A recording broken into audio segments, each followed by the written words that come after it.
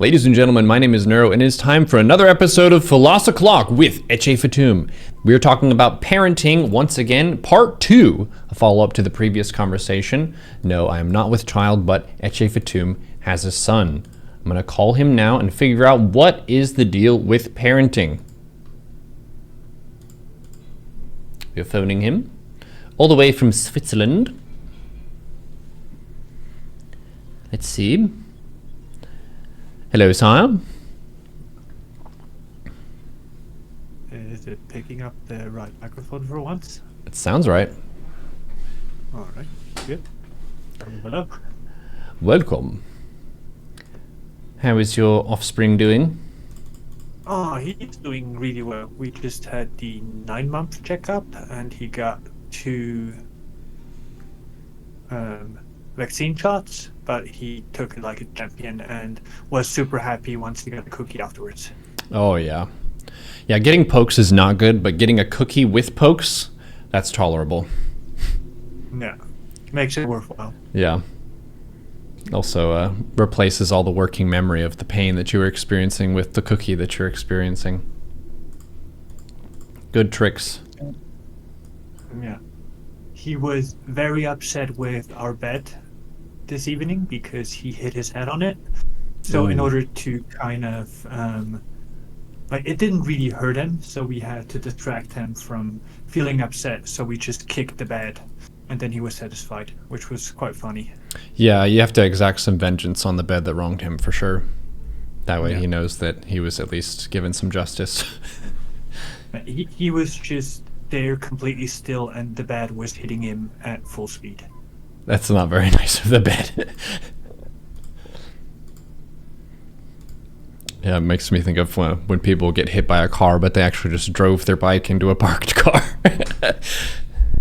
How dare that vehicle hit me so?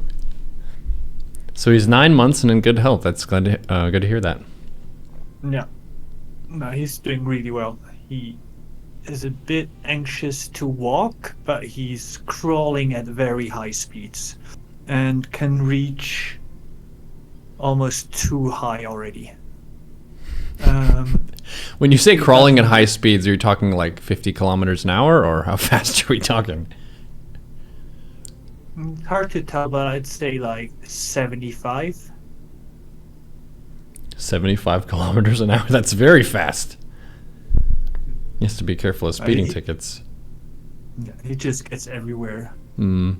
Sometimes he's like gone within a second. You're like, where did he go? What's he doing now? And he usually goes to the toilet because throwing things into the toilet is great. It splashes. Yep, that's cool. Water is very interactive.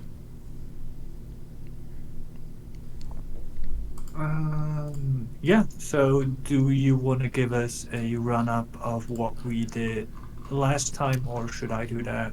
Yeah, I have the notes here in the Discord. We, last time, so the previous episode will be on YouTube pretty soon, just waiting for a thumbnail for that one.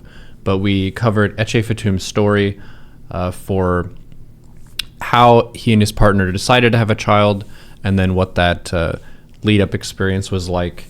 And then we talked about the different reasons for why someone might choose to have a kid. So economic reasons for it, like tax breaks, or just your kid taking care of you when you're old.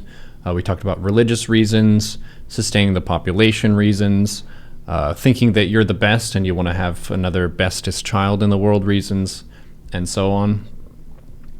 Yeah, I think we went through those. We didn't really get through the notes on how to make a baby, which maybe chat needs help with. Maybe they already know. And then you have pregnancy, birth, and the 4th trimester. I don't think we covered any of those. Yeah, so we talked mostly about why we want to have kids, briefly about how to make a kid, but I think we abandoned that midway. Mm-hmm. And yeah, basically this time want to cover the experience of becoming a father or bringing life into the world. Cool. So pregnancy is interesting. Like there's either pregnancy is shocking or it's like a huge relief, I think.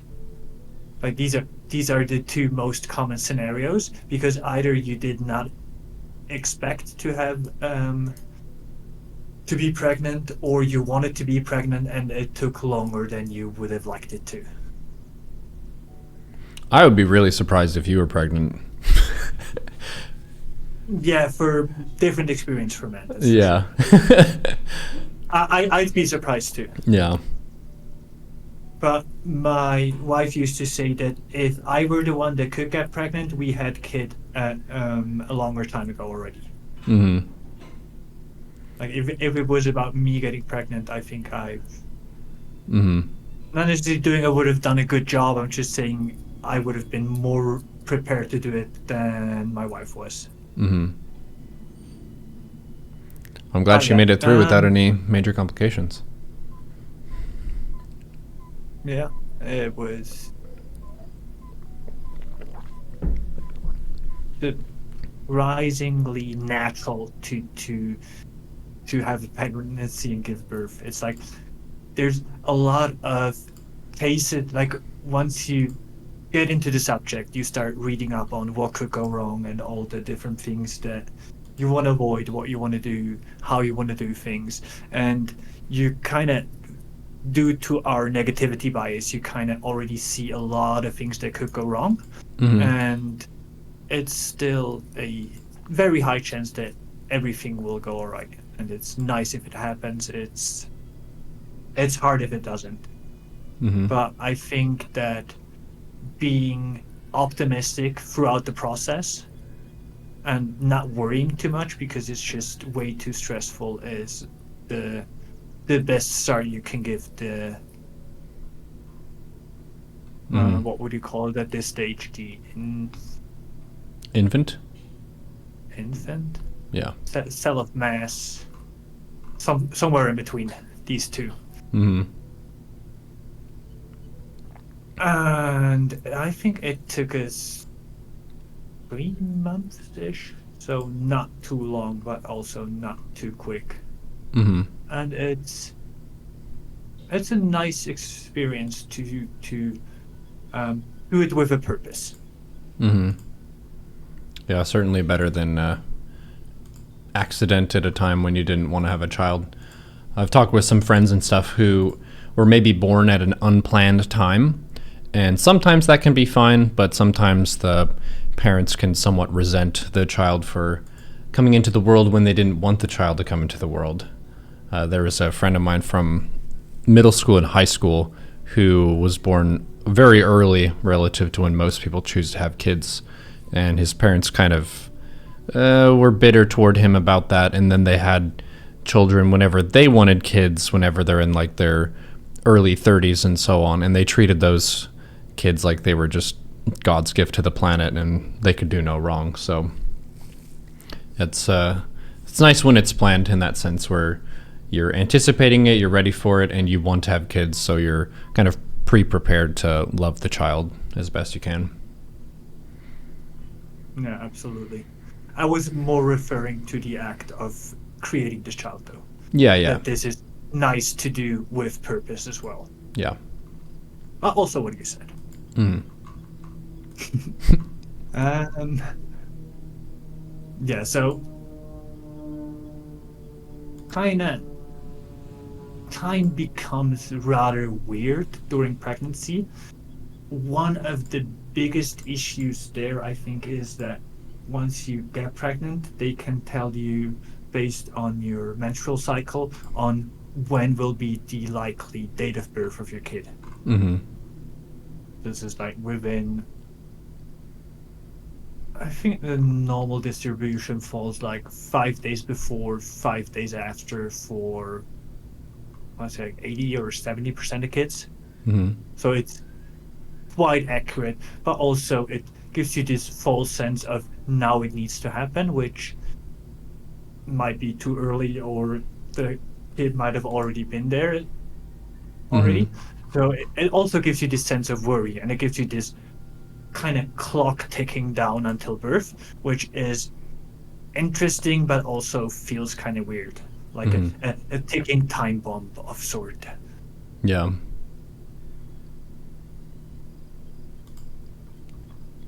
And yeah, in terms of the emotional experience of pregnancy, I cannot talk too much because I wasn't the one being pregnant. As a husband, it was surprising how it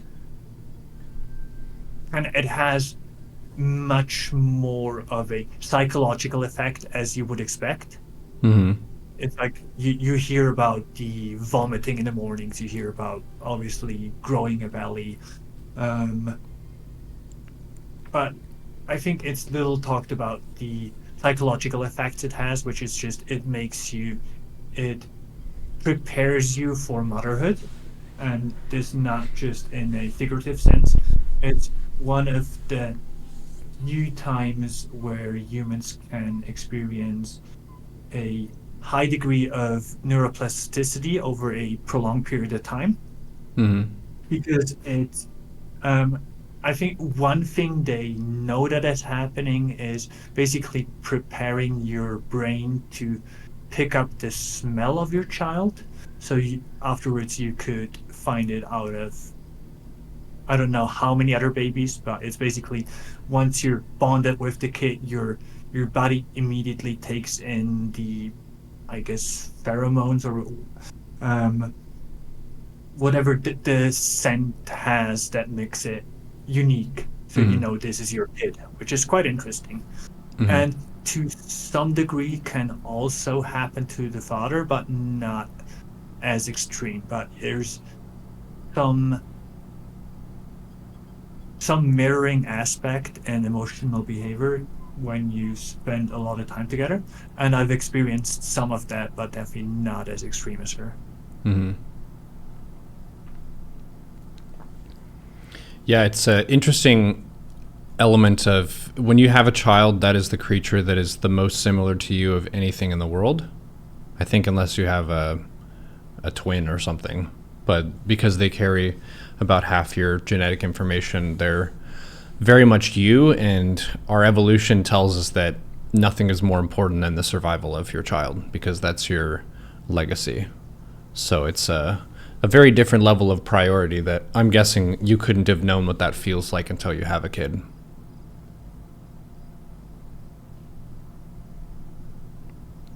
I think it's this is also not immediate, or maybe I'm just weird in that way. But I feel like you need to bond with your kid first. Like a baby in the first couple of weeks, they're really just helpless. You don't obviously you care for it and you like it, but it's not as bonding as it is once they get a little bit older and they smile at you like they you feel like you matter to them Hmm. and you see a difference in how they behave based on how you being around. Hmm. So I feel like maybe this is more the case for the father than this for the mother. They're kind of you need to it takes you a little longer to emotionally connect. Hmm. I'm not sure on how common or uncommon it is, though. I would think that's fairly common just because when the mother is carrying the child during pregnancy, you're in a sense building intimacy already of you're caring for the child, you're sharing your energy with the child, and they can hear you more often than they can hear the father. So there's relatively more experience that the child has with the mother in getting to know them before they get to know the father, which would be maybe you talk to the baby like next to the tummy or something whenever your wife is pregnant. So I think they can recognize your voice still.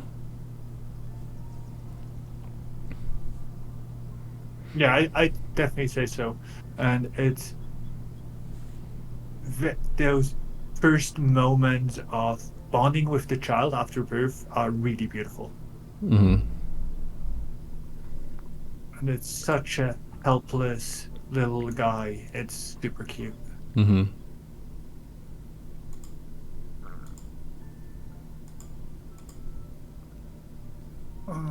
It's kind of in my memory already. It's kind of hard to distinguish between pregnancy and like it feels like he's been around for most of my life at this point, which I know not to be true, but it's like it's a lot of things going back to when he already was here when I think of things. Well, things move really fast when you have a kid too, so it's a lot of high importance events that are occurring. So if you're thinking about like the significance of events in your life, that's a hugely significant event.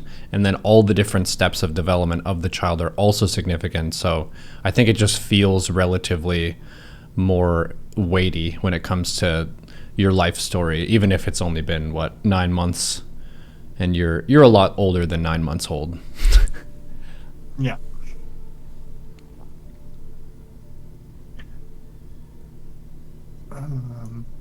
Yeah. One big change that also happened during pregnancy was basically, or I guess this is fairly common to have or the mother having different desires in food than usual.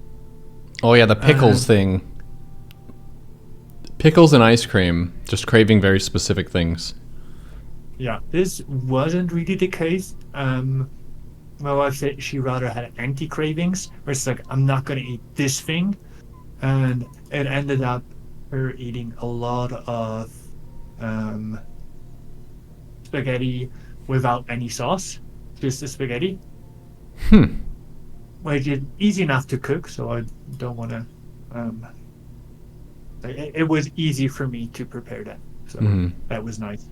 I think we were on vacation, and she wanted spaghetti and tomato sauce, so I made tomato sauce, and that worked. So I made like basically for 2 weeks worth of tomato sauce, Nice.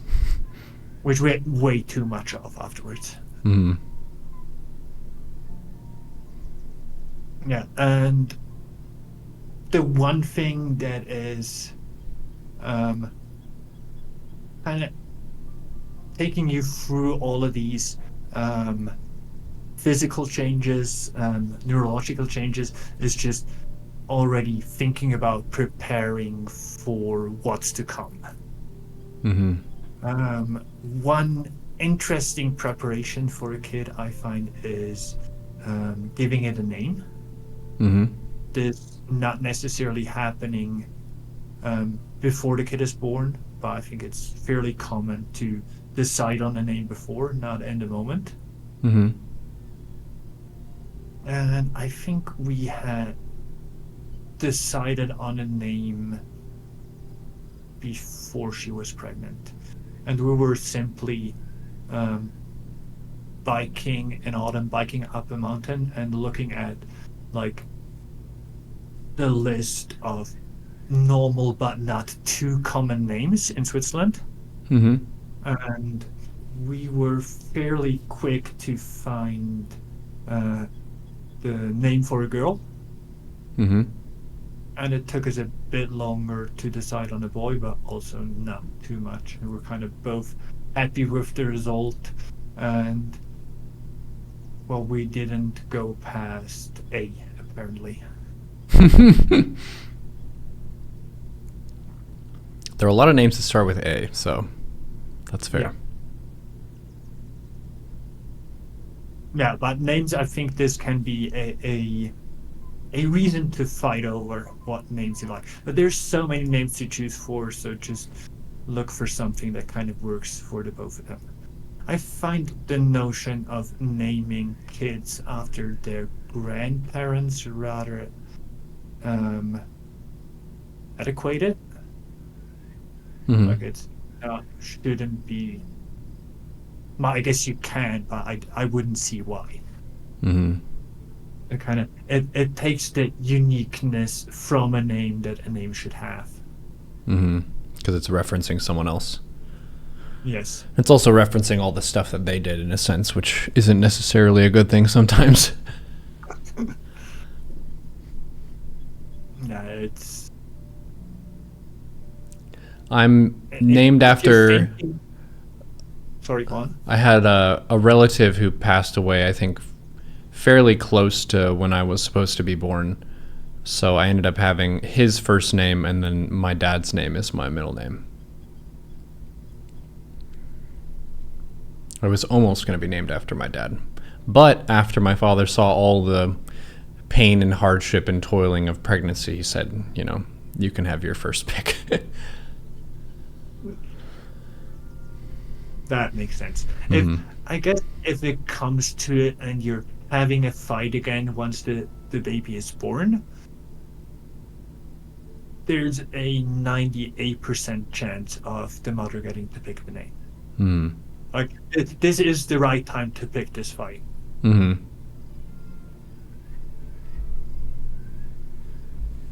A bit unfair, maybe, but I guess if you want to pick the name, this is the way to do it. Mm-hmm. Yeah, the other thing that will happen is you're gonna think about all the stuff they want to sell you, which you apparently need for a baby. Mm-hmm. Which is, there's a lot of stuff out there. The market for baby stuff is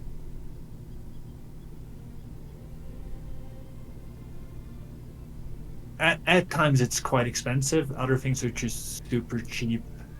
Mm-hmm. And then you want to think about what needs a child, what might you want to have, you could spend a lot of money and get a lot of stuff you don't need. Mm-hmm. You can also spend a lot of money on getting stuff you need. But like the most important things are just clothes, which aren't even that important for the first month because it will just be packed. Like packing it nice in a towel would be suffice. Mm-hmm. So once they start crawling, they need clothes before that. It's nice to have diapers. We are doing cloth diapers, which you just throw in the washing machine after. Mm-hmm. Supposedly is better for the environment, but that's a complicated ecological issue to calculate.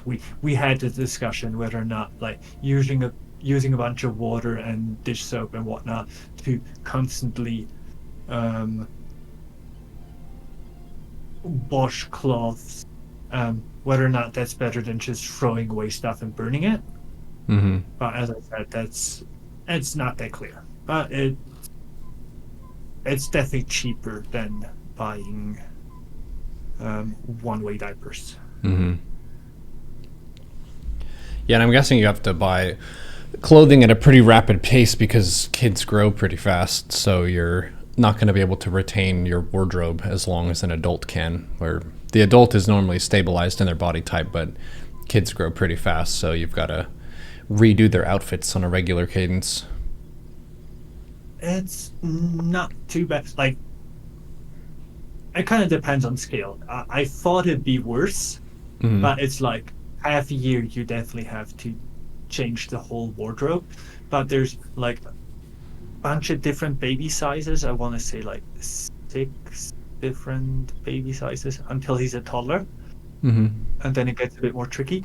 But there's like the usual thing they wear as babies is a body, which is just basically arms, no legs, but it wraps around under you and then it closes. Mm-hmm. And you can get something, I'm not sure if it's called this in English, which is a body extension, which is just basically it has these buttons it closes, and the extension just is a piece of cloth with this similar kind of buttons on both sides. So it gives you an additional, what's that, like 5 inch? No, Mm-hmm. 4 inch, something like that. Oh, so it gives you room to grow and you can still use it. Yes. Gotcha, Yes. that And makes then sense. you can basically you can skip 1 or 2 sizes Mm-hmm. before you need to get new stuff. That's good. On the other hand, there's a lot of really, really, really cute baby clothes, and you kind of want to get them all. Mm. and play dress up with your tiny human, which they don't like at all. Putting one piece of clothing on them is hard enough. I wouldn't want to go through the effort of changing when not needed. He's got pretty good about it lately, though, where he's actively helping putting his arm through, which is super cute. Nice. Yeah, one of the things that's interesting to think about too is how the child ends up forming their identity when they're younger and develops their own preferences for things. And when you're saying you're dressing the child, it makes me think of how, historically speaking, we've had the gender norms of boys and girls and those archetypes that are imposed upon the kid that wasn't really their idea. Like, you're a male child, so we're going to give you blue stuff. You're a female child, so we're going to give you pink stuff. Like, that's fairly arbitrary to a creature that's born into the world. But it's, I guess, a framework that we use to understand the different masculine and feminine nature of how humans can be. But you've said in our previous discussion that your kid already has expressed some personality of he's pretty brave, pretty active, laughs a lot. So the personality is already emerging. I wouldn't necessarily call him brave. He's adventurous. Well, he just climbed down the higher part of the sofa and got lucky and got down. So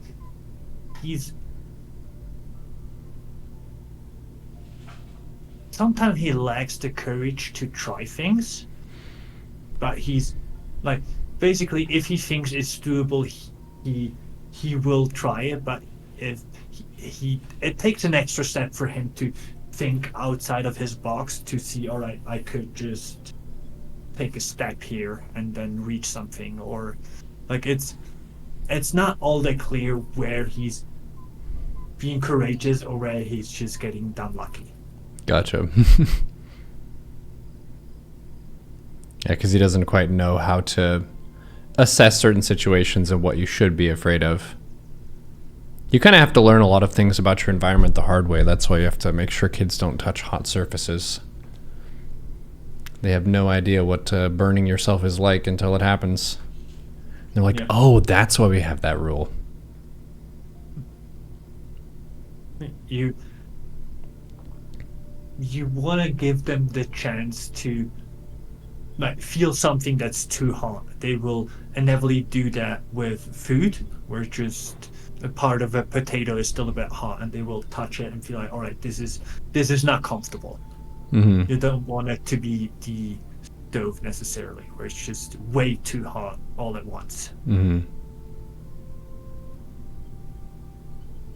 Not sure if this saves them from ever wanting to touch the stove.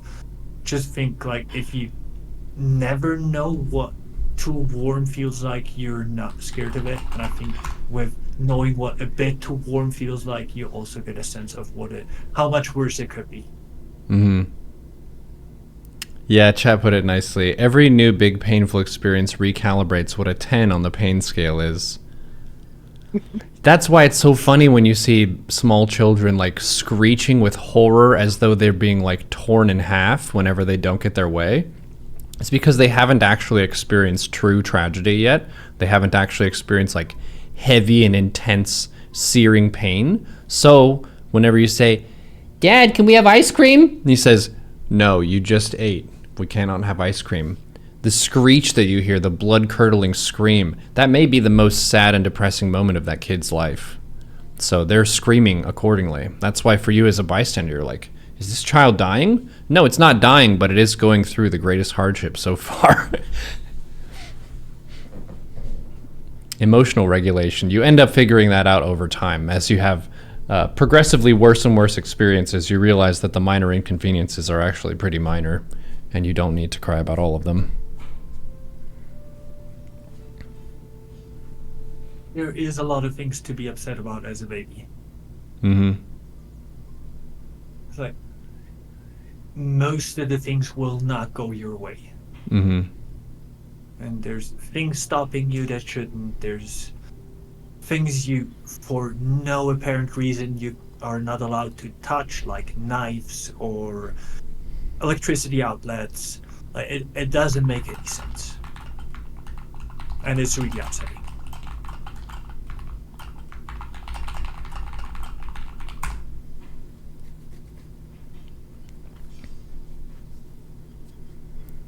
We have a dark Neuro summon for 666,666 channel points. After Clock, I'll go wake his ass up.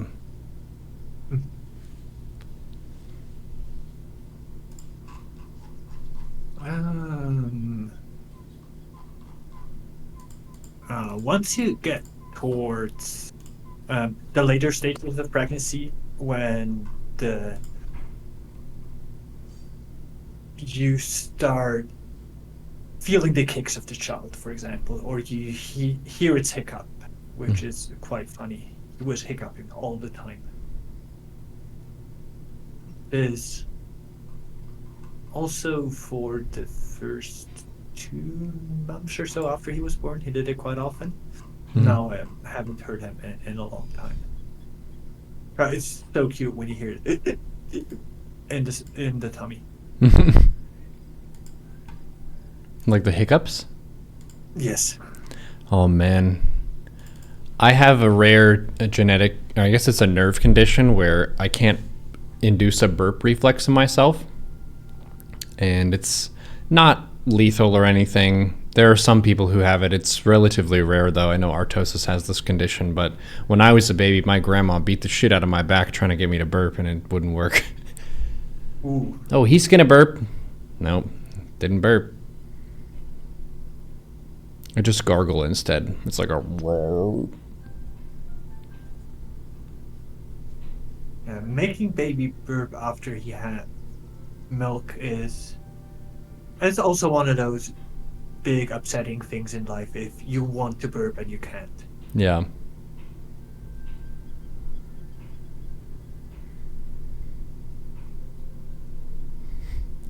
Don't sweat it, the air will come out the other end. Okay, I feel better. And it will eventually. Yeah, preparations once you get kind of closer to the kid being born, once you bought everything you thought was necessarily or helpful and then realize it probably isn't. The next thing is you want to have help, like either for the birth itself but also afterwards, because it's quite stressful to do everything by yourself or even as a couple. So you want to have help lined up if something goes wrong with the baby or you need someone help out with some food or something. Like just keeping everyday life running can be quite tricky after during the first couple of months after birth. Mm-hmm. And you want to have that help lined up and know what you expect from them. And yeah, just one of the big things about feeling safe and not having to be anxious for the birth itself too much is knowing that you'll have the support afterwards that you need to get through it. Mm-hmm. And this concept I think we talked a bit about last time. It takes a village to raise a child. Exactly. That it just takes a bit more than just the effort of 2 people to take care of a child in the beginning, but also later on due to just it being stressful, the child needing different influences in life. And yeah, you want to have, it doesn't have to be a village, but you want to have enough people around to help you out and not only help you look after the child, but also like having friends to go out for a drink is a good example to kind of get your mind off of things. Mm-hmm. Super helpful.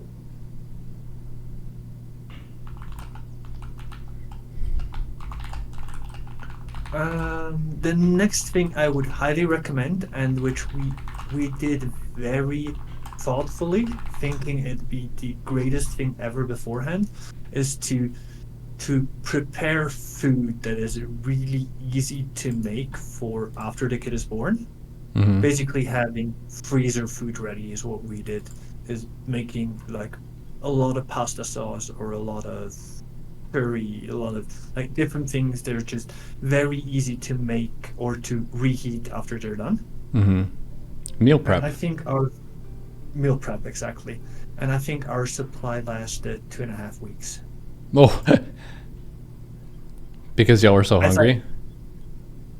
because we were so hungry and because like you really don't want to spend any more time than necessary on making food Mm-hmm. because you're so tired True. and you just want to get the food in and you're just happy with how easy it is. You get used to it and soon after you realize, oh shit, everything's gone already. Mm-hmm. So there's a lot of preparation you could put in there and you wouldn't be doing too much. Mm-hmm. How many hours of sleep do you think you got like after the kid was born per night on average? Well, I definitely got more than my wife did because she was still one nursing the kid. And if things go smoothly for the two of them, I will not wake up. So I got a bunch more sleep than my wife did. Mm-hmm. And for her, it was like feeding every 2.5 hours. Mm-hmm. So basically, if you're lucky, you get 2 hours of sleep.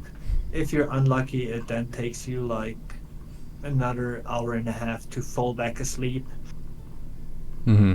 to then be woken up 20 to 50 minutes later. So it can be real tough. Yeah. Sometimes Loki wakes up Trisha at that cadence, so the cat is somewhat of a a similar situation where he'll ask for food every 2 to 3 hours sometimes. So I learned this one thing which I haven't looked this up, so this is just a friend telling me, and I'm not sure if the numbers are correct. But apparently, if a kid is born to parents that are deaf, that don't hear anything, Mm-hmm. it will take them about a week to realize that crying will not get them anywhere, Mm-hmm. and they will start doing like knocking on things, doing vibration.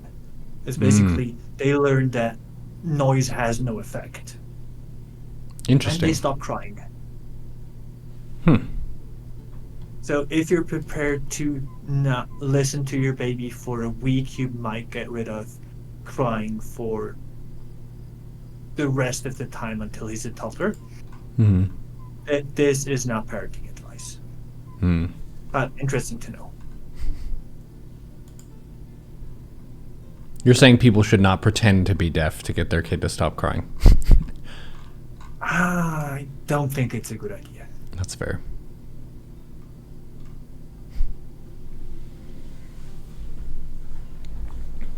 Yeah. You also want to look into parenting to some degree before you're like basically you want to learn the pure basics before you have a kid because otherwise it's good to learn while doing, but if you have to look up the most basic of things you'll have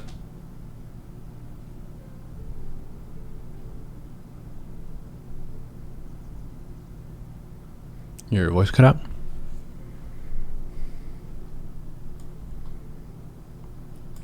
Oh.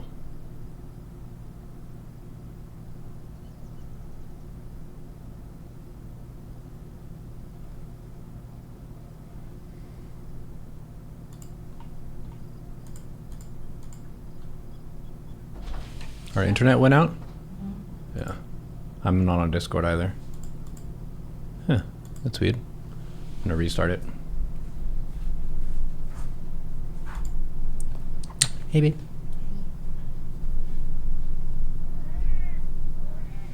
Speaking of, Mm-hmm.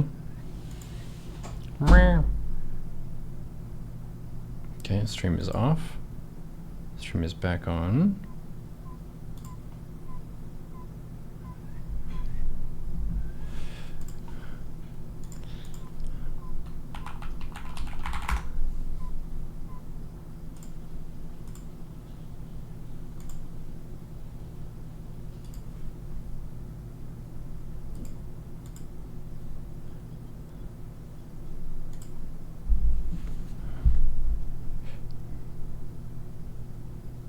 Please hold, chat.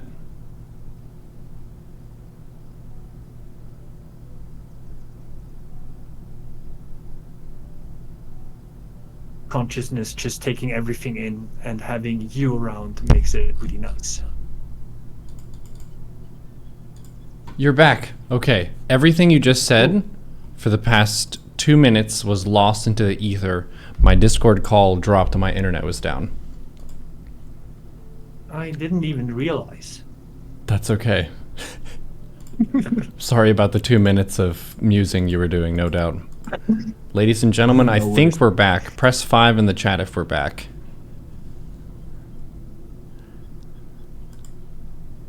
We're back. Okay. The recording was continuous, so we're good. The show is live. There's just a brief intermission there. Okay. So we were talking about... What was the last thing you heard? We had just talked about... What was it? Looking at the notes here. I was talking about the most, like, the things you should know before you... Oh, yeah, planning your parenting study ahead of time. Yeah. So did I mention something there already, or... No, not yet. All right. So I was saying that how it's important to know how to hold a kid. Mm-hmm. Like, there's basically no arms, no legs, just full body, and always like they cannot hold their own heads. Mm-hmm. Which brings me to a really stupid D&D thing I saw. Why minotaurs are unrealistic. Mm-hmm. Because you know what happens when you like a horse is born, how long it takes them to be able to run around. Mm-hmm. How long? And I don't know, like within an hour maybe. Yeah. Like they come out, they stand up, and it takes them a bit to try and to kind of get used to the sense, but then they're off to the races. Mm-hmm. And compare this with a human baby, and it takes them about 2 months to be able to hold their own head up. Mm-hmm. So if you have a minotaur baby, it'd be like running around with a wobbling head on top. Mm-hmm. Which is just a super funny or upsetting mental image. How does Brent and all the other Tauren do it? I don't know. Some miracle of nature. Yeah, the baby's head is huge relative to the body starting out, because I think the brain size doesn't really change a ton over the course of development. So baby's got a huge head, little body, and then the body grows to kind of even out the ratio there. Yeah. At the time he was born, or not sure how much after this, we realized this is basically they cannot close their hands above their head. Like Mm-hmm. the arms are too short. They will not reach their own hand. Huh. And I think now he just got to the point where they can reach at my mouse. And like if we touch our hands above our head, there's plenty of space. Mm-hmm. So it's the Chat, can you do symmetry it? is way off. Test it for You yourself. it looks more normal than it should, given this comparison. If you can't reach over your head, you might be a small baby child. Check this for yourself, just to be sure. I can do it. Or you're like one of those super jack steroid guys who can't move their arms up. One of those.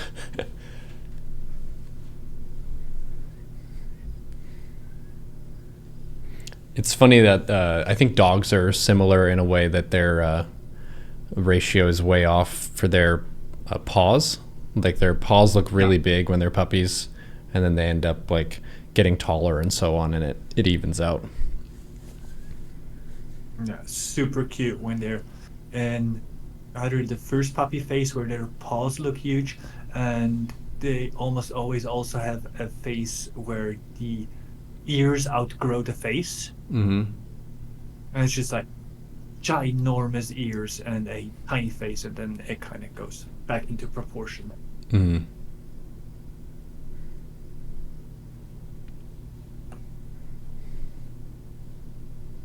Yeah, babies grow weirdly as well, where they kind of get a bit rounded and then it goes into length again. It's like basically they're doing it kind of like I guess like a snail, where they kind of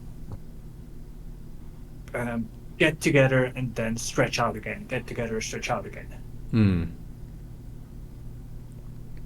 And caterpillar, yeah. Yeah.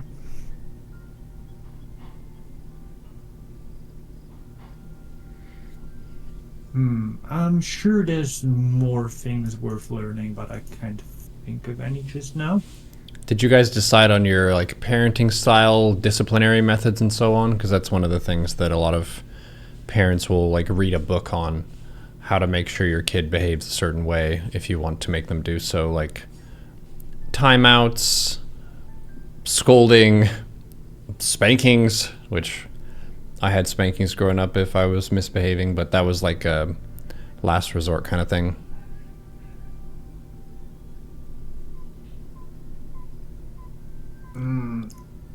I don't think we ever discussed disciplinary measures.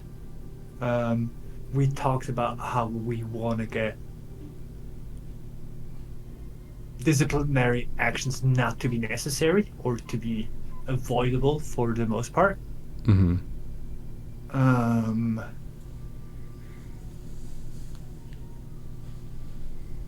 And just basically being, what's the word for it? Being a benevolent guardian. Yes, that, but it's not the thing I'm looking for. Basically, like when he wants something and he just starts to act up, Mm-hmm. to not give in and to basically stick with the rules, but you don't have to be an asshole about sticking with the rules. It's just you will not get this, and I think giving a kid a choice to like if you're giving them a choice to do A or B and neither of the two is what they actually wanted, they still feel like they have a choice. Mm-hmm. And this will obviously not always work, but just you want to treat them as a full human, even though they might act a little childish. I don't know why, but this is making me see an analog between giving your children the illusion of freedom of choice versus rigged elections that countries do, where they give people the feeling that they're actually voting for something when they aren't actually the choices that that person would have gone for. But they feel like they have some level of control because of it.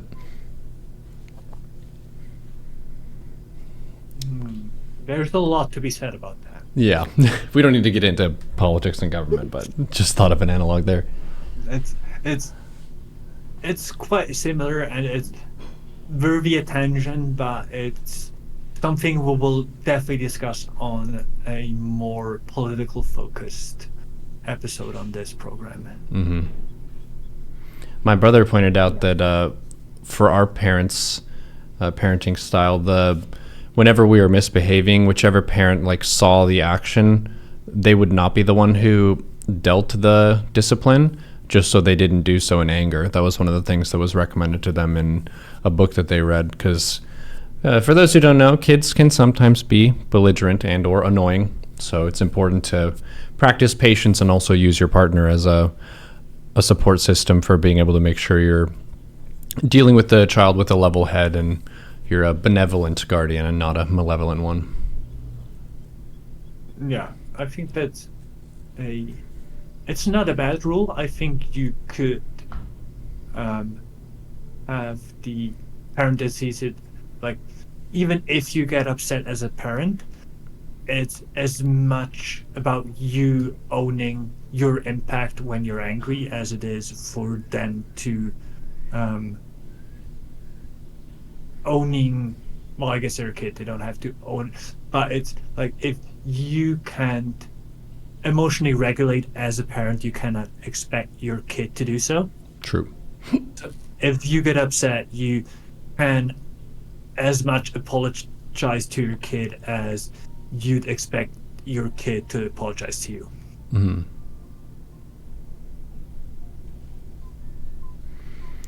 Yeah, I think a lot of parenting should be just being a good role model. Mm-hmm. And this doesn't mean that you're only that you're always doing things right, but to basically also own when you're not, Mm-hmm. which I guess is harder than just doing the thing.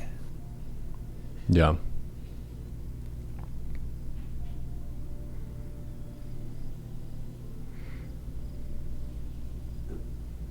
Leading by example is pretty big.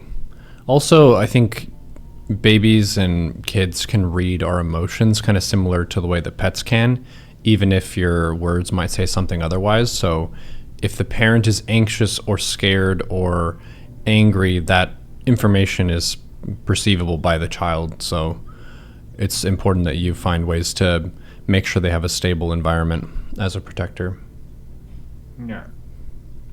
No, this is definitely to the point that I said, to not overly obsess about pregnancy itself or about what could or could not happen to the kid, to avoid anxiety, to avoid distress, because it if you're the father or the father to be, you will inevitably have an impact on your wife, which will have an impact on your child. Like they not only fear it after they're born, but arguably even worse before, Mm-hmm. just because they're centered to it in a sense. True. Yeah, this already goes into the next thing, that once you, like, as you go through pregnancy in, I guess, most countries, you'll be subject to a bunch of testing, like every 3 months, I want to say, Mm-hmm. to just like basically give a checkup on the child and see if heartbeat and development is normal, to Mhm. kind of see if there's potential for certain genetic problems, but also for just it being the wrong way around, to, like, you don't want your kid to come out feet first. Yeah. And this is not likely to happen, but it can happen, and you can kind of see it or it going there beforehand. There's a bunch of different testing, like genetical testing, you can do beforehand, which is seen very critical by some. Others just wanted to have it done. Part of this also being learning about the sex of your kid before it's born, Mhm. which is the choice that is usually given to you, and it's nice to have thought about it, to not then have to decide at the moment. Mhm. And we were expecting a girl, we were both, when we thought about having the kid, we kind of both saw it being a girl. Not sure why that was. That's also why we got the girl name first, because we thought it was more pressing. Mhm. It turned out to be a boy, and we knew, I want to say, like 5 months in. And then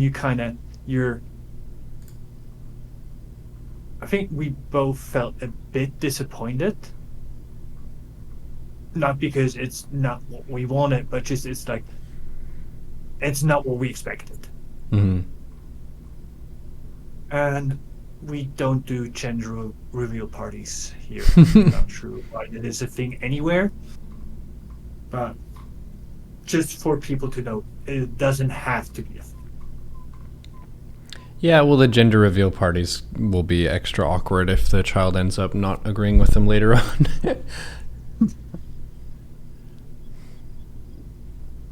my brother and his wife, they also got pregnant around the same time, and they also had a boy. And my mother was a bit upset about there only being boys because she also only had boys. So now, for now, the grandkids are also only boys. Mhm. And she was a bit upset with us for bringing a boy into the world. And I told her this is all a choice nowadays. She just pays for the surgery. Touche. He never got back to me on that one.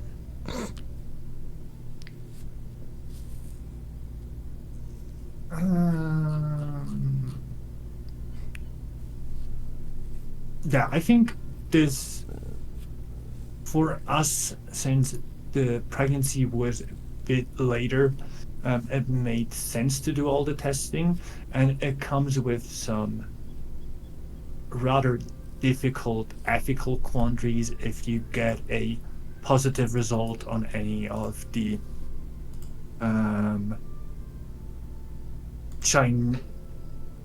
genetic differences that are semi irregular, which is like I'm not sure how it's called in English. When you have the 21st chromosome 3 times. Mm-hmm.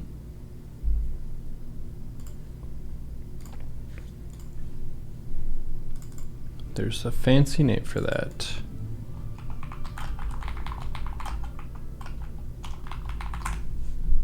Trisomy 21. Yeah. Yeah. Which is like you can. There's a chance of finding this out beforehand, but it's not safe. I'm not even sure if it's safe if you do the genetics test. This might also give you false positive, false negatives. But there's, like, if you do the testing, there's a much bigger chance of detecting it beforehand, and it then becomes a difficult question whether or not it's the right thing to bring a child with a genetic malfunction. Mm-hmm. And this is not to say that it's not a life worth living. As I said, this is really ethically, this gets really tricky. But I can see the decision going either way and it being a good decision.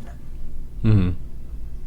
It kind of goes back to what we've talked last time on why you want to have a child and what you want that child to, what you want them to give in terms of an experience. And I don't think that living with Down syndrome is necessarily worse than living a normal life. Mm-hmm. But it's definitely a lot more tricky on the parents. Yeah, for sure.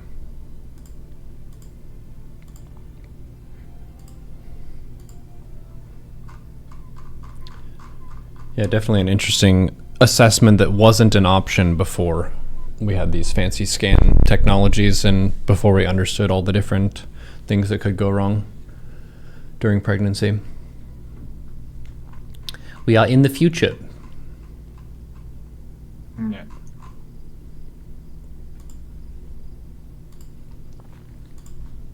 Yeah, but I think it's also quite okay to not test for it and just basically not get worried about it. I think that's the most important thing, not to worry, because things, like, the highest chances are that all things will be okay.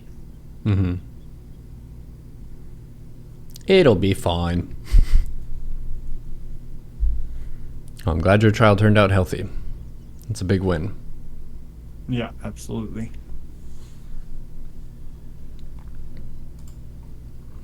I would guess they'll probably end up being pretty tall as well.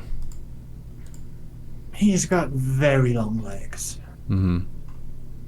Like, freakishly long legs. So much so that he's closer to being able to close his legs above his head than his I think you could probably do that. Haven't tried though. You're thinking you're gonna have a philosopher child, but you end up having a basketball star. I'm not. I'm tall, but not basketball tall. I'd still be one of the smallest people on a basketball court. Your wife is pretty tall, though, no? Not like she's taller than the average, but not super tall. Who knows? If they do end up being a basketball star, I'm gonna say I told you so. We'll just have this as a running bet. No. Yeah, the other very difficult thing as it gets closer and closer to the birth of the child is how you're handling work as a mother and as a father, and what kind of support you have with mental health, emotional stability, whether or not you can afford to take time off work, or even that paid leave is mandatory in your country, which is a thing apparently. Either before or after birth. In Switzerland, it's, I want to say 4 months for women and 2 weeks for men. So we're not very progressive in that regard.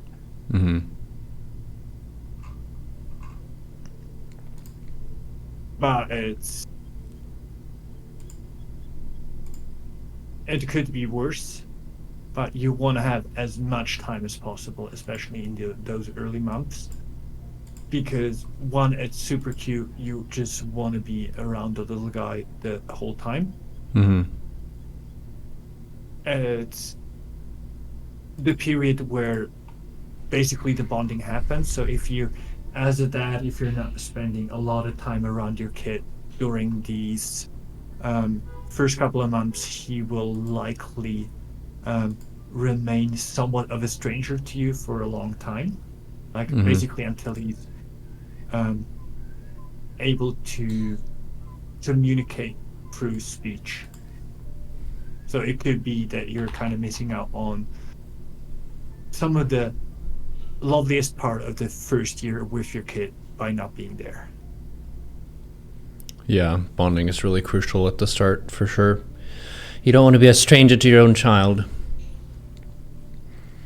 And neuroplasticity for the child is also insanely high. That's one of the impressive things about the minds of young ones, is they learn at such a rapid pace all the time, every day. So every day you get to spend with them makes a really big imprint on how they perceive you, and also just how close they are with you.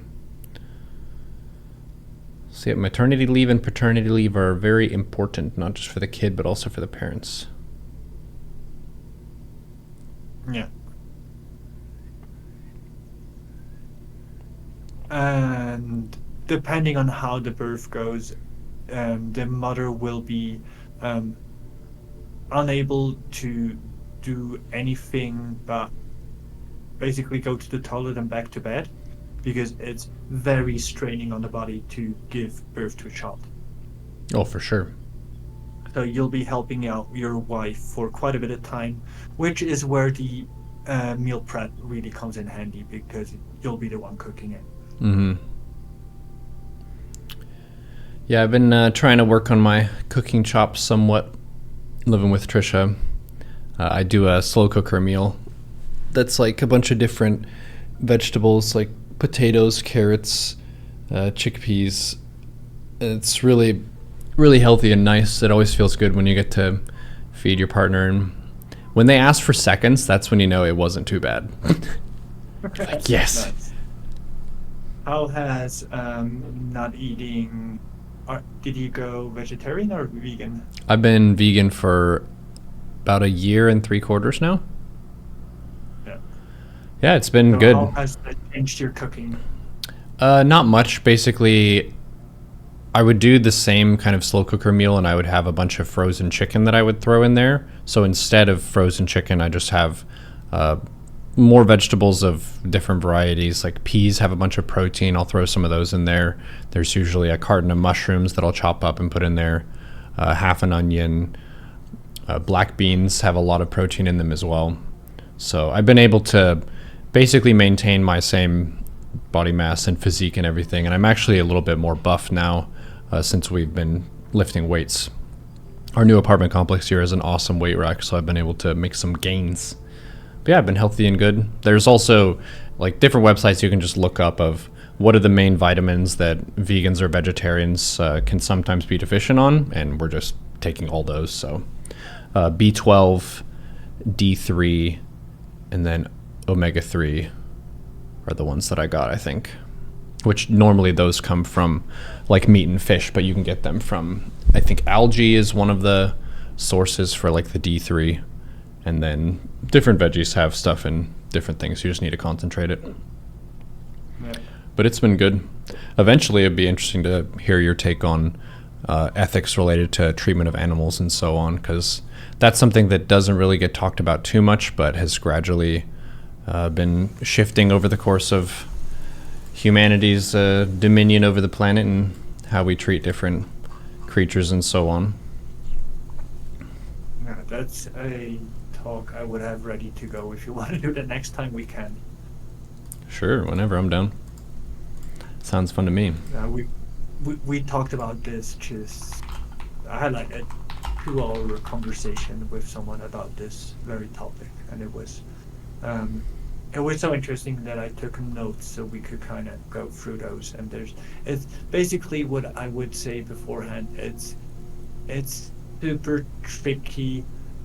And my current view on it is that we for sure should feed animals better, but we kind of also gotta sort out some interhuman shit that might be a tad more important to then have it easier to take care of the animals. Mm-hmm. Which isn't to take away from any animal rights. I think they're very important, but it is my belief that we've got to sort some shit out beforehand. Yeah, it's a really interesting role that we have as a species on the planet, where we do have the ability to shape our environment and the environments of other species around us, and kind of figuring out what is our imprint on not just our own species, but on other species and the planet as a whole. But it's definitely one of those newer conversations to have. There's the philosophical concept of the expanding sphere of moral concern, and how that, like, concerning yourself with animal rights is something that's expanding your moral concern beyond just your own species to other species on the planet, and then figuring out what your relationship should be with them. Definitely a lot to be said there. I don't want to derail us too much, but there's definitely a lot of fruitful conversation to be had there. Absolutely. Yeah, it's a very interesting topic. Mm-hmm. So to get back, yeah, I think there's more to be said about pregnancy. It's a really weird time. It will at times feel like it takes forever. Other times it goes way too fast. Mm-hmm. It's a wild ride emotionally. Mm-hmm. And neither good nor bad. It's kind of both sides. It's just it's more extreme. Like the highs and lows are bigger and have more weight. Mm-hmm. Which is also good in a sense of preparing the relationship for what's to come after. Mm-hmm. But it's also a really interesting, nice time to bond in a relationship, to kind of do some of the things you want to cross off your list before it's too late, because afterwards you'll be busy for a while. Mm-hmm. So like going to concerts and stuff like that, which there's certain things you're not allowed or you should not do anymore as a when you're pregnant. But there's a lot of things that are still possible if you're physically able to do so. I think my wife was skiing into 7.5 months of pregnancy. Do you think your son is going to be able to ski just off the bat because of that? Well, basically, we'll go to the highest mountain, put him on skis, and then it's either staying on a mountain or being able to ski. a rite of passing in Switzerland. Mm-hmm. It will take him a while, but I think he'll be a decent skier by the time he's 5 years old or so. Mm-hmm. Which is just common living up here and basically having little better to do during winter than going skiing. Mm-hmm. That makes sense.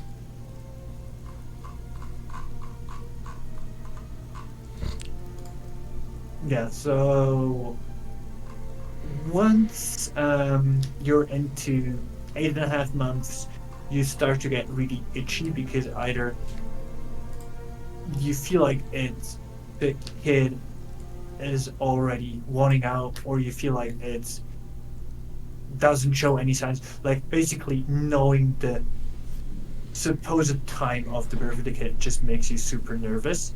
So if you have a chance on not telling you this, that would be one of my recommendations. My brother's kid came 2 weeks early and our kid came 2 weeks late. So within this normal distribution, things just can fall outside of normality and they make you super nervous about it, but it's not really an issue. Mm-hmm. Unless it's super early or super late, which 2 weeks is... I think this would be a month plus in either direction. Mm-hmm. Yeah, due date is more of an estimate rather than a guarantee. Yeah. Do you think you can get a discount from your doctor if they're wrong? They're like, hey, this is your due date, and you're like, hey, that was wrong. Can we get a discount? I guess in Switzerland, your healthcare costs probably aren't too crazy compared to in the US. I don't think our healthcare is necessarily cheap. It's like, in order to compare these, you'd compare like average income with average cost of living and what amount of that would be healthcare compared to what you're getting out of it. It's not universal healthcare we have. It's basically a semi-private system where it's the state regulates the private actors to give a reasonably cheap base coverage, which will cover almost everything. Mm-hmm. So, and I cannot tell you how good or bad the system is. I can just say that in general, Swiss people are not half as upset with it as US citizens are with the US medical system. So I think it at least does the job of appeasing the people. It does well. Mm-hmm. For what that is worth. That's something.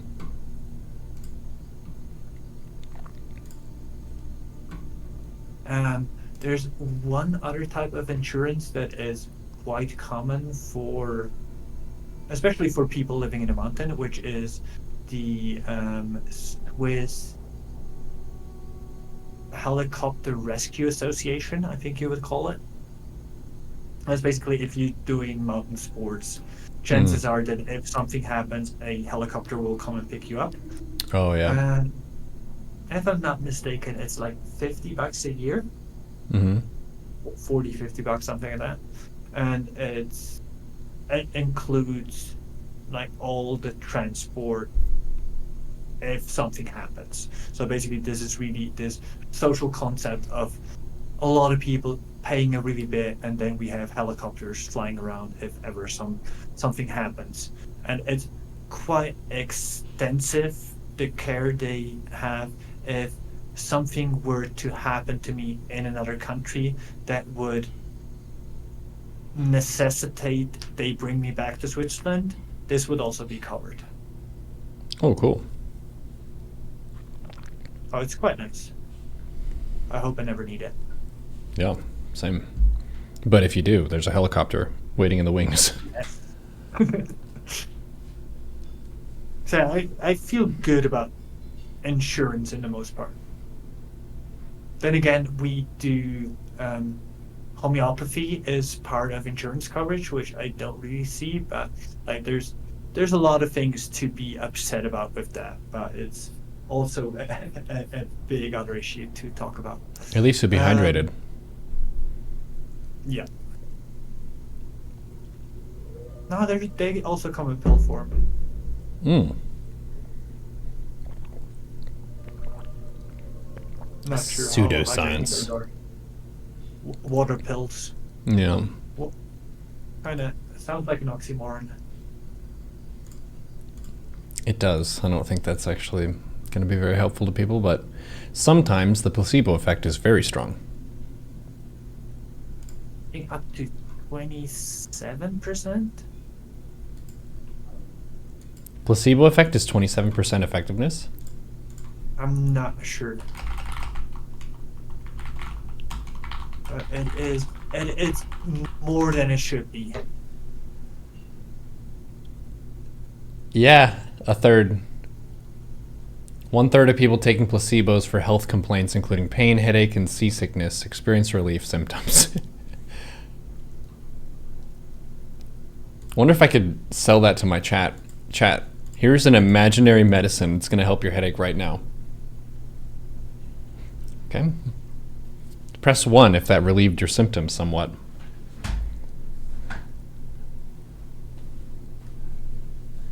Sold, don't need to hear the rest. A third just seems way too big, but it also makes sense. I think a lot of things are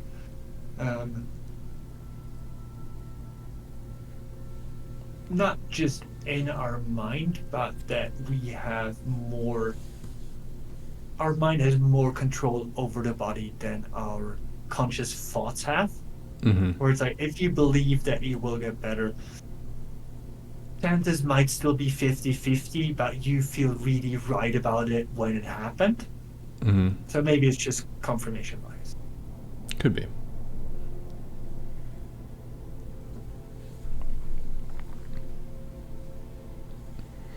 Yeah. Lastly, it's about the people you have in with you as you give birth as a mother, and I think it used to be very uncommon for fathers to be there during birth of their child. Probably good, because then it'd just be another person smoking when the mother gave birth. Mm-hmm. That was a thing back then as well. So I think it should be normal for the father to be there if in any way feasible. It's a horrifying experience for the mother, which is, there's nothing that will prepare you for it, both for the mother in terms of the pain she has, also for the father in terms of seeing their wife in such pain. Mm-hmm. It's quite dramatic. Yeah, I guess you probably feel some guilt too, because the burden of all that pain is so one-sided. You can't really do too much about it other than be there for them and support. As you being there, and you feel helpless in the sense of there's nothing you can do that would change any of it. Mm-hmm. And or I guess this stands true for most of us, where we just try to do whatever we can to keep the wife comfortable or to talk to her, tell her that it will be all right. And none of this really worked for my wife.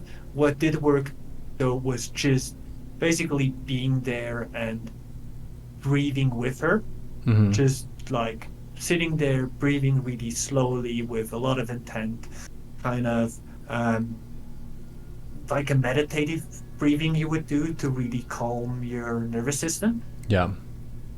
And just being there doing that is what she said helped her the most. Hmm.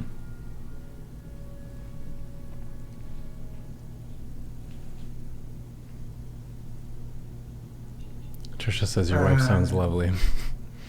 She is. I would hope so. Also very tough, apparently. Well, the kid kind of came out sideways, like to some. He was some degrees off of the um, optimal course. Let's call it that way. So it was quite painful. And there's a bunch of things you can do during childbirth to ease the pain or to basically numb your lower, basically numb everything leg downwards, which will get rid of most of the pain. And it's like one of those decisions you want to have ready to go, whether you're a yes or a no to this, because depending on the hospital you're in, they could push you towards doing it if you don't want it. Mm-hmm. There's other ways, like giving birth in a bathtub can be easier. It's like different decisions you could take as you're giving birth, and you just have to find what works for you. And if you can't stand the pain, it's also okay to do an epidural. Mm-hmm. I don't think there's really a wrong way. As long as the baby's okay. Yes. And the mom.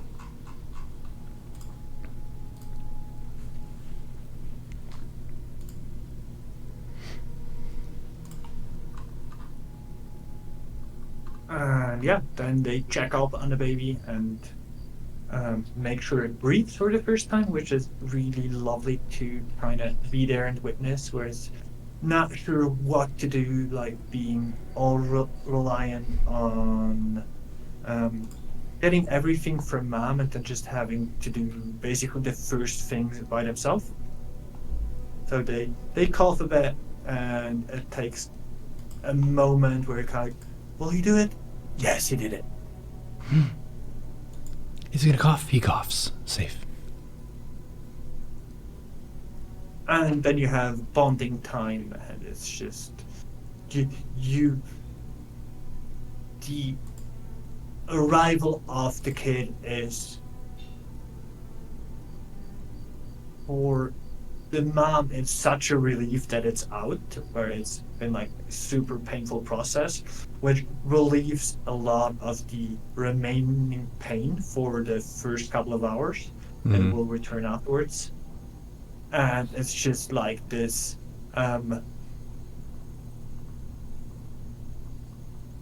peak of this whole 9-month process, which is, it's quite special, not just because the kid is there, but it's like you now have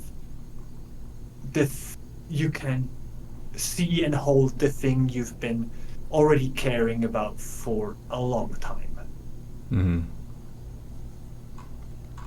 The way I put it is basically it's meeting your new friend for the first time, and you meet a friend that you'll have for the rest of your life. It's got to be an amazing feeling. Yeah. A friend or a little menace?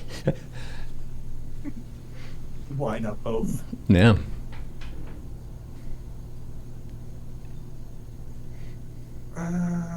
Yeah, so then you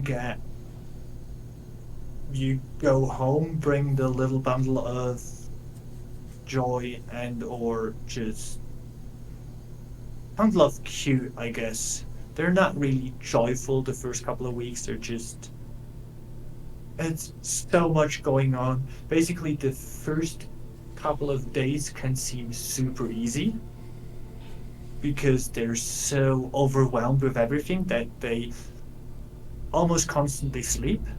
Mm-hmm. And once they get a little more used to, they tend to get a bit more demanding as well.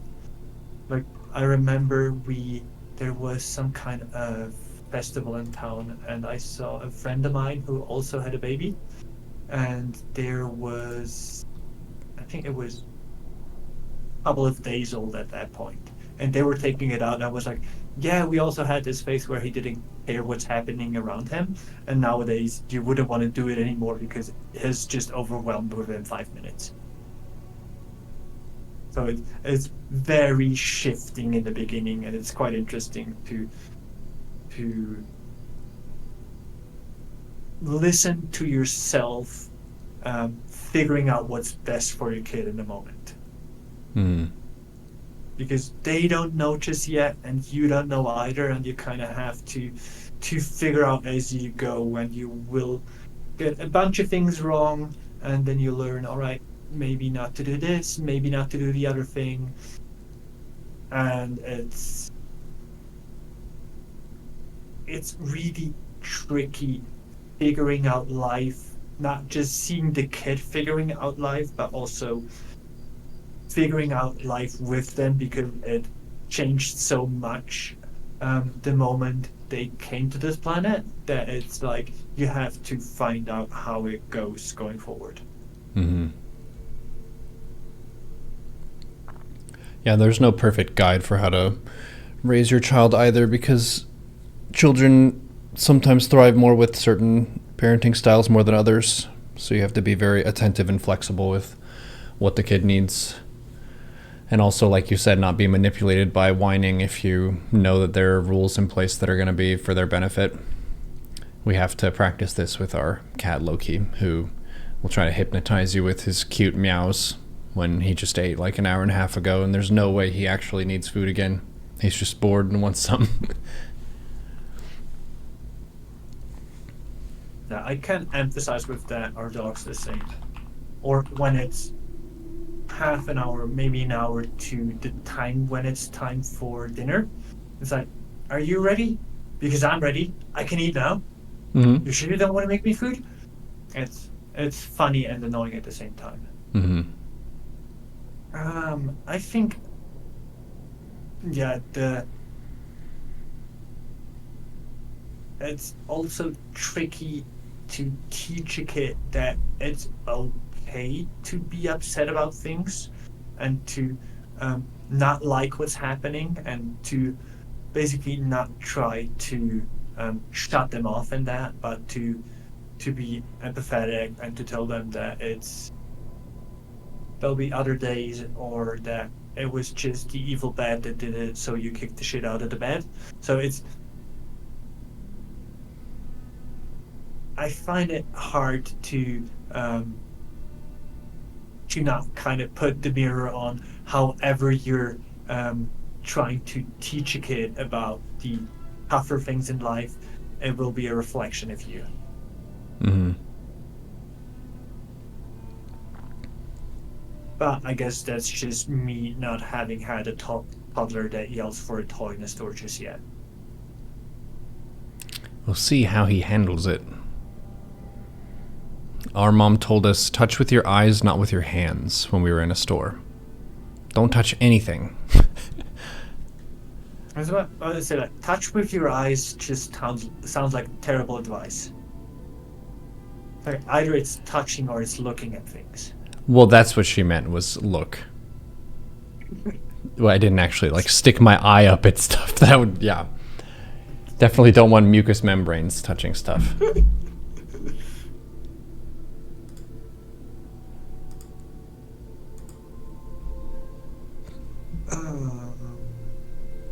Yeah.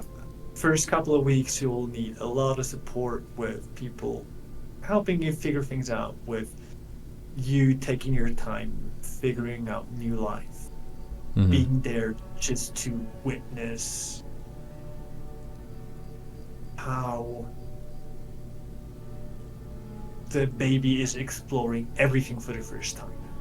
Like, nothing he's seen before, even though he's probably seen it a minute prior. It will be new to him, and it's so wonderful to see the enjoyment and the wonder they bring to explore everything and to eventually take everything into their mouths and to try to throw everything down.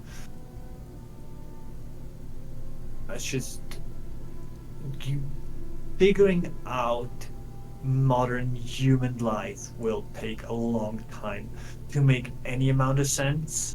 Mm-hmm. And 37 now, and it still doesn't make a lot of sense. So just getting to the point where you're like making a bit of sense will take a long while. Yep, but also using the kids' reminders of just the wonder of the world. I think a lot of adults end up picking up a lot of the bitterness and cynicism of just all the stress and the burdens that we have in life. We can forget the simple joys of a pretty sky or like a squirrel that runs by and things like that. And whenever a kid sees them, it's like the coolest shit they've ever seen in their whole life, and they're just mind blown by it. And we forget when we've seen things a bunch of times that squirrels are actually pretty cute and pretty cool. They do stuff, and the sky and the clouds can be really beautiful as well. So childlike wonder is definitely something worth enjoying and then preserving if you can. Absolutely. One other thing is the ability to laugh with your whole body.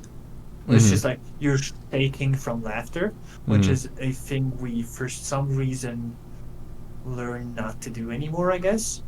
It's just seeing him like shaking because something is so funny is super cute, and it gives you the sense you want to have that, you want to mimic him, and it is fun to not necessarily basically to just get fully into the joy. It's like a lesson that you can take away from your kid, and it's just so cute.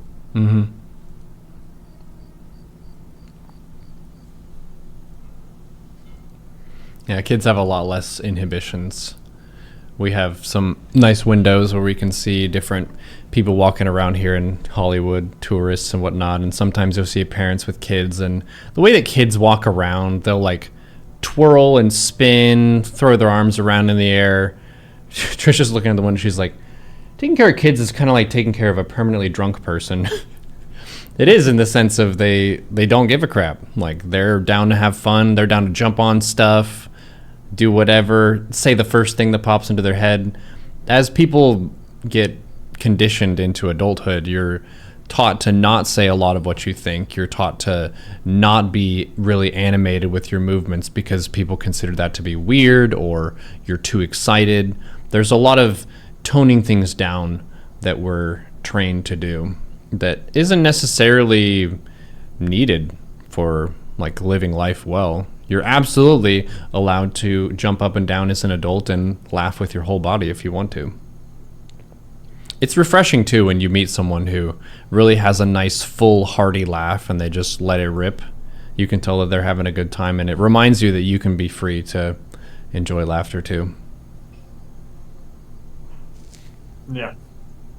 And I think this would be something interesting to talk about once we do part 3, which will be sometime.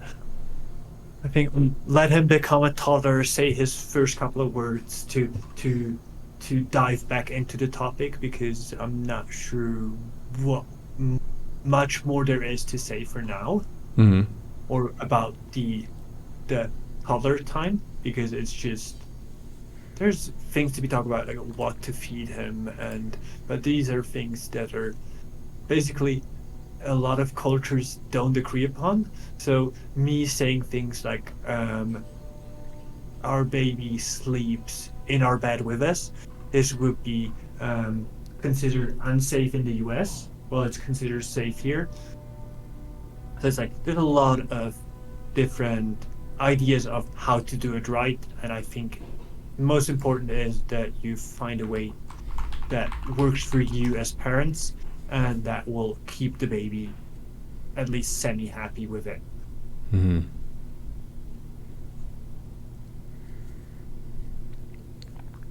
Well, I'm proud of you for handling fatherhood and going through all those trials. It's got to be a whole lot of stuff all at once. That's what it sounds like. But very happy that your child is healthy and well and is learning and already getting into their first fights against the bed. And very gracious of you to avenge your child who was so wrongfully hit by the bed. You could have even taken a step further and, you know what? We're going to get rid of this bed just because it hurt you. Get a new bed. Kids are funny. Once object permanence kicks in, which I think is, let's say, at least 5 months into development, it takes for them to remember that a thing is still there if it's behind something, Mm-hmm. or that it's the same thing they saw before if it passes something. Oh, yeah. So for them to know the next day that once the bed is gone, they will not remember the bad incidents, I think. So getting rid of your bed at this age would be just an economically unwise decision. True. Perhaps a step too far. Chat saying there have been some studies about sleeping with a baby and they say it's pretty safe.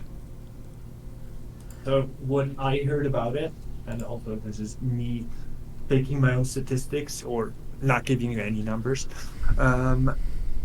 is that the study they did that proved it's a study about sudden infant death syndrome, which is there's a very low likelihood of your kid just dying out of nowhere, which is super scary. And the study covered alcohol, it covered smoking as two of the biggest risk factors of basically you suffocating your kid during sleep because you don't you will not wake up because of the kid suffering underneath you, which is also super scary. What the study didn't cover was sleeping medication, which I think would be a big deal in this regard. Since it was paid by some kind of medical, by the pharma industry, this was like not as big of a concern apparently. So basically, short way of saying this study that the recommendation not to have your kid sleep with you is flawed.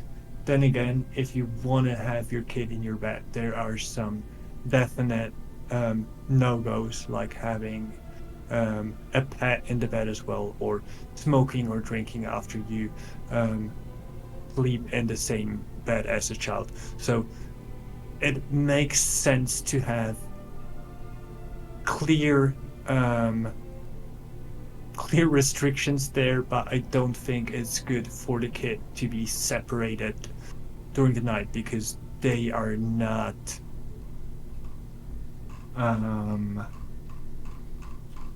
they're not able to self-regulate in any to any degree. So it's really nice for them to be able to cuddle up to you and have you take care of their worries. And it's funny, when they fall asleep, they fall asleep, and then after 5 to 10 minutes they will open up their eyes again, just to make sure that you're still there and you're like, you didn't just abandon them once they fell asleep. And then they sleep for longer after they basically checked out that everything's still right. Yeah, with how vulnerable human babies are, it makes sense that you would want to be basically within arm's reach whenever they're sleeping, because sleeping is a vulnerable time for animals. We have homes which give us shelter, but baby doesn't know that. They don't know that the home is actually secure from bears and other creatures. Yeah. One of the things we got, which turned out to be super helpful, was a baby hammock, which is one of those things with a spring where you can kind of bounce him up and down once he's in there. And because it's like this hammock shape, it will keep him really cozy. So if you manage to have him fall asleep, then put him in there, and then show up after the 5 or 10 minutes where he wakes up again, he'll be good to sleep for an hour or two in the hammock, which is super nice because you cannot really do other things because he might be able to crawl out of it or fall out of it. But at least you don't have to carry him around or push him around in a stroller. Now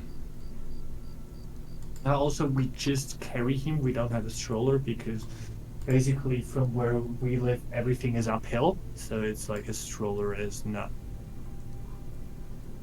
that useful to us. And it's really nice to have your kid nice and tight as if it were a little koala bear.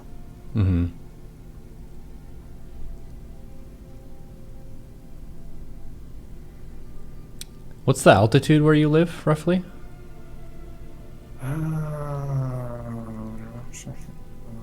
Times 3 for feet. Roughly.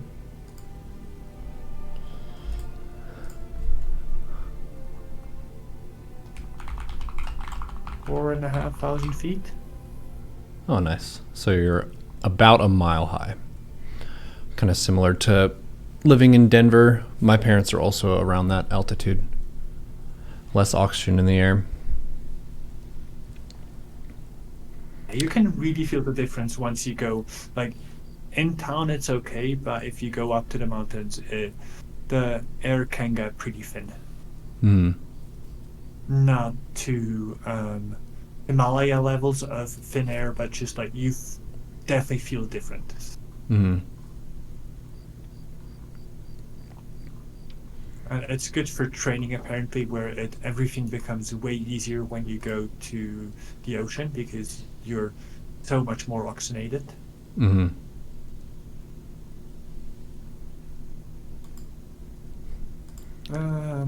Yeah, and the last thing that is now that he's able to pull himself to a stand and be semi-able to walk, we got him a little tower where he can now watch me work in the kitchen.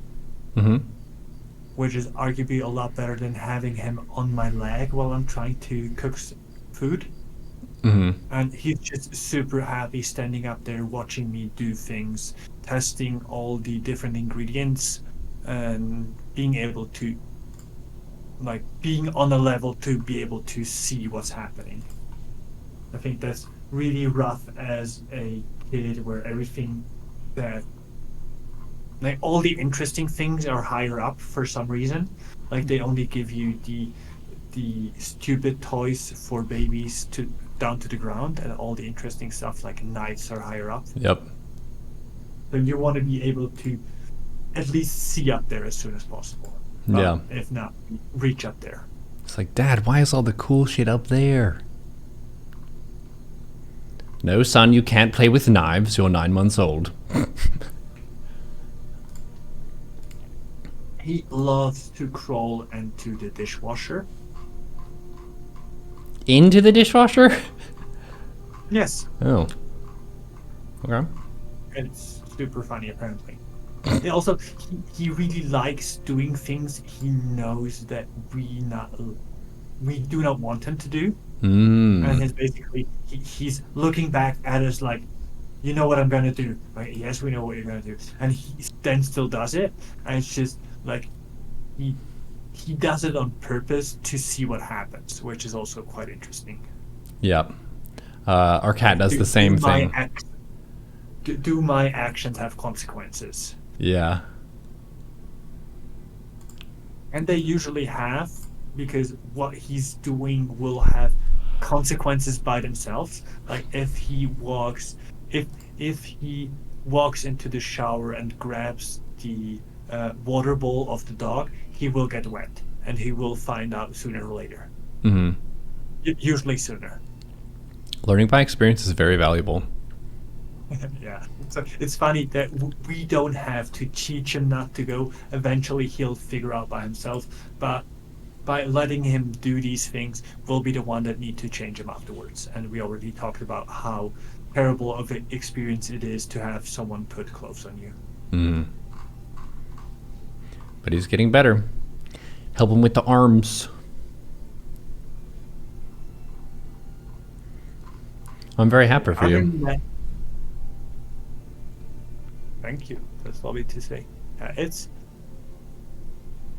like looking back on it, I didn't expect it to either be this much work, nor did I expect it to be this wonderful of an experience.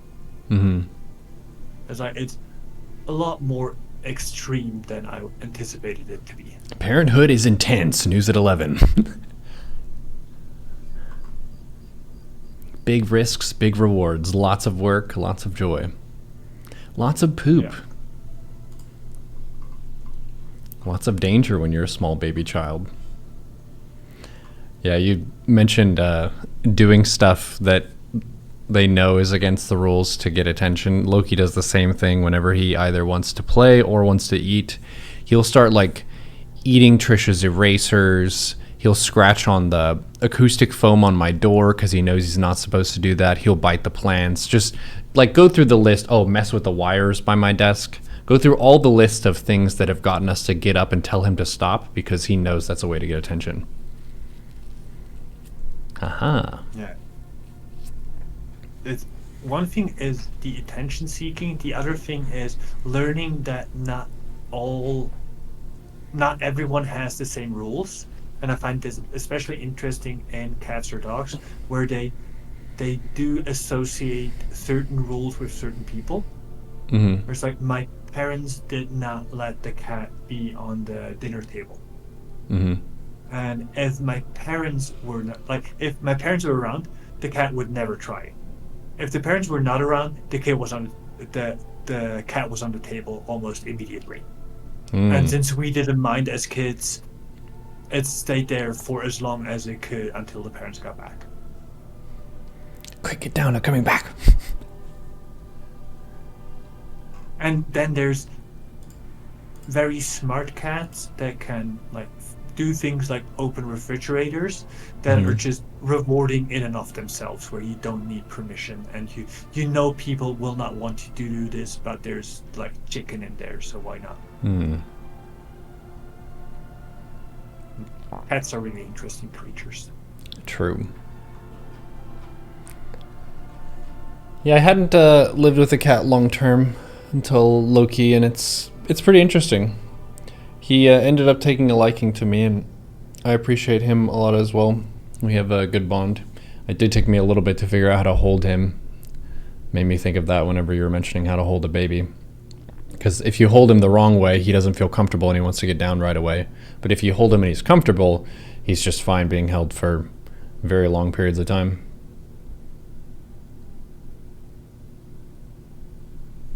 There's one really cute thing with the baby as well, where like he wants to explore everything, but like he's like running on a battery that kind of is loaded up by cuddles, where it's just like at some point he's done exploring and he needs some cuddles to kind of have some energy again to go out there, which is super cute.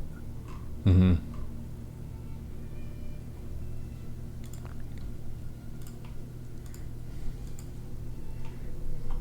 All right, I think with that we can call it a show.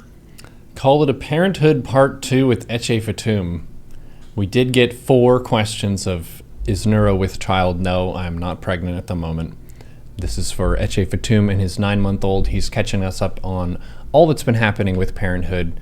We haven't had a Philosoclock for a while for that reason, because we wanted to prioritize him taking care of his stuff, and I also moved to California. So it's been great catching up, and we'll maybe talk about some animal ethics or some other conversation on the next one. But I have a planner now, so this was actually really nice that we got to book this in advance. And doing it earlier in the day is nice for me too, because my sleep schedule has been a little bit earlier adjusted, so our late time slot, I would be asleep. Yeah. So appreciate your And flexibility. It'd be super early for me to do it during the end of your stream now. Yeah. I think I would need to get up like 5 in the morning. So this is the perfect spot to do it for me. Hell It's yeah. like baby is if things go right, baby is asleep by the time we start talking, Mhm. and if not, we'll do our best to make that happen. Awesome. Well, chat, thank you for contributing to the conversation. Eche Fatum, thank you for your time. And we will see you all in the next episode of Philosoclock with Eche Fatum. Thanks for having me. Have a great stream. Take it easy. Watch out.